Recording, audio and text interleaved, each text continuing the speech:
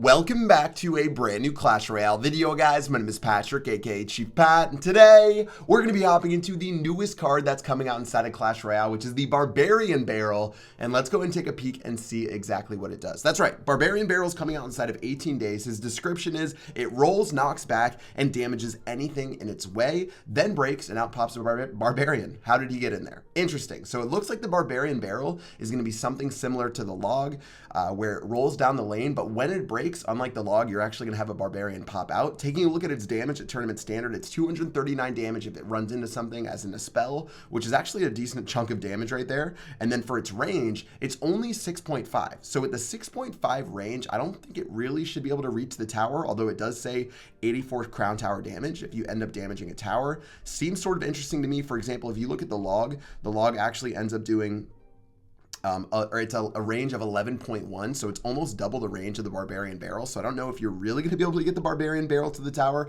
but overall this should be a pretty interesting card. I know people were bagging on Supercell saying that they've run out of ideas by going from Goblin Barrel to Barbarian Barrel, but I think the interaction by having that one Barbarian pop out should actually be a little bit fascinating, so I'm pretty interested to see how this turns out. Let me know what you guys think in the comment section below. Do you think this is going to be a good card, a bad card? Maybe this could be a substitute for a log if you don't have that legendary card unlocked as well. And yeah, well, in the meantime, let's go and take a look at the deck we're going to be playing today while we wait for the Barbarian Barrel challenge. I imagine maybe next weekend we would get that challenge, by the way. We're going to be playing this Golem Double Prince deck today. This was the final deck I played in the 20-win challenge. If you guys didn't know, I ended up getting 18 wins 3 times inside of the challenge. That brings my total of 18 wins up to, I believe, 6. I've gotten 18 wins 6 times throughout all 3 of these 20-win challenges. Mainly the first and the third. I didn't really do the second 20-win challenge because I was out of town. But yeah, very, very, very sad times. But we're going to play this Double Prince deck today. It's super fun. Double Prince is really your only ground cards besides the Golem.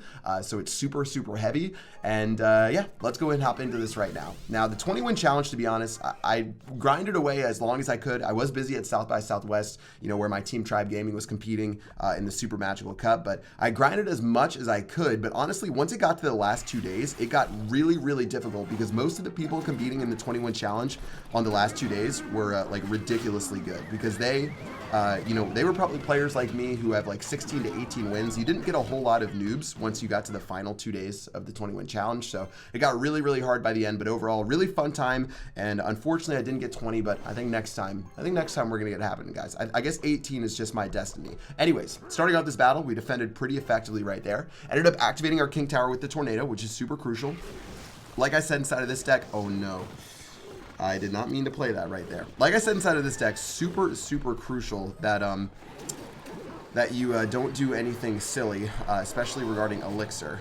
So unfortunately, we're going to make a mistake right there, but ended up doing okay on that defense. We're going to be able to take this Bandit out for a nice little trade right here after he invested all that Elixir. We can probably play a Golem right now because I do think we have a pretty juicy Elixir lead. So let's go ahead and see if we can do that in a moment. Let's start down the left-hand lane since that is our most damaged tower as well as our least HP tower on our side, and see if we can get this done. We've still got our Tornado if he goes for a minor push. He's just going to play his Ice Golem on the other side. So let's go and see if we can make this happen, guys. This deck, again, is really solid. I know that this deck, a lot of pros say is really solid, especially if, you know, if you need a deck to give a noob to end up putting in some work. One that doesn't, you know, take the most amount of skill, I guess. I mean, obviously this deck isn't going to be a free win by any means, but should be able to put in a little bit of work. Poison's going down. We've got the Dark Prince, which is going to eliminate the Hunter. That's going to be so good for us. We can let our troops just keep piling up on that tower. In fact, I'm going to follow up with the Prince right now while we do have our troops locked on. That Ice Golem's going to end up missing, and that's going to be the end of tower number 1. The beatdown from this deck is so pulverizing once you get an Elixir lead, and that's exactly what happened right there. All right, looking good so far. Let's get our Mega Minion ready for these minions on the counter push. He's going to go ahead and play his Bandit, guys. Honestly, you know what I want to do? I want to play a Golem at the bridge. You know he's going to play a Miner on our tower. I knew he was going to play that Miner, guys. And that means we could just be so hyper-aggressive right here with our push. Ice Golem going in the other lane. He's going to play his Hunter. Honestly, the Hunter is a terrible offensive card, guys. We're going to go ahead and wrap this up for the 3 crown. I'll play my Tornado to bring these minions a little bit farther back. And one more Prince should be enough to finish off this game for AG. Well played. King Tower did a great job defending for us as well. Well played, and that's going to be the end of battle number 1. All right, already looking so good inside of this challenge right here. This is why this deck rocks. If you can get that big, or just a few points of Elixir in the lead, and they don't have a creative defensive deck, you can almost always steamroll them. Yeah, that's win number 2 right there, guys. If you want a deck that's pretty simple to play, definitely try this one out. It's super, super overwhelming, but like I said, you normally don't want to be the person to play the first card. I can start with Mega Minion if I want. Okay, he's gonna play his he's gonna go and play his Goblin Hut. This is silly. Normally I would never play a Mega Minion at the bridge, but he did play his hut pretty high to where we can get a value. So I had a feeling he would do that right there, and that just basically makes it so our Mega Minion, our Mega Minion's even gonna start beating up on that Goblin Hut, guys. Are you joking me? So much value right there with that, and that was a 2 elixir positive trade. So what I'm gonna do, I'm actually going to go aggressive since we do have a 2 elixir lead.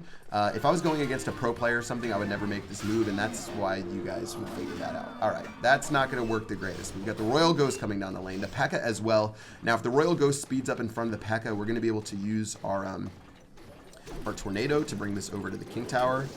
Looks like that should be pretty effective right there. The Miner's going to be a little bit of a nuisance, but that'll be fine. Zap's going to try to reset him. He's going to try to go ahead and reset us right there, which was a bold decision. We're going to get our King Tower activated, plus we made a really nice positive elixir trade on that defense with the Baby Dragon and the Tornado taking out the P.E.K.K.A. Miner as well as the Royal Ghost. And yeah, we're set up for success going into the rest of this game. It will be a little bit tricky playing against this Golem, so we got to be a little bit careful of that. Or playing against this P.E.K.K.A. I'm going to start with another Golem, guys.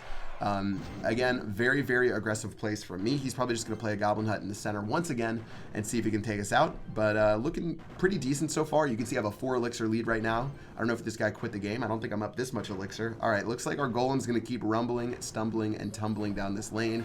And Derek Booster really isn't going to do anything about it. Well, that's going to be the end of game number 2, guys. We're tricky with our Tornado, and it looks like nothing's more demoralizing than a Tornado activating the King Tower. That's going to be the end of this game. And guys, if you play this deck, you can even get free wins just like I did right here. Easy stuff. Going to crush this guy down to 0 for 2 3 crowns in a row. 3-0 in both of them. Very nicely done. Sweet. So that was just a little bit of creative defense right there. Honestly, the thing that separates the pros from plebs like myself is doing a really good job on defense. You know, they can make some of the defenses that people can make inside of Clash Royale are absolutely absurd, stuff that I could never even comprehend. And that was a decent defense from us, and that ended up turning its game on its heels. I really feel like strong defensive skill, as well as being able to predict. So knowing when to go for a prediction is really strong. We're already going to activate our King Tower once again inside of this battle, guys, and things are looking oh so good. We've got a 1 elixir lead. I'm going to use our Baby Dragon. Don't even feel great about that. He's going to rocket. Wow. And we have a Chief Pat rocket coming in too. So I'm going to go for double Prince right here. I'm not even going to go for a casual play with the Golem right now. I'm just going to go ahead and go all in with this big old push. We've got our Prince. We've got our Dark Prince. Looks like Dark Prince is going for the tower. Prince is going to be the one that gets caught up right here. Log is going to be pretty questionable. We're only going to hit a Spear Goblin.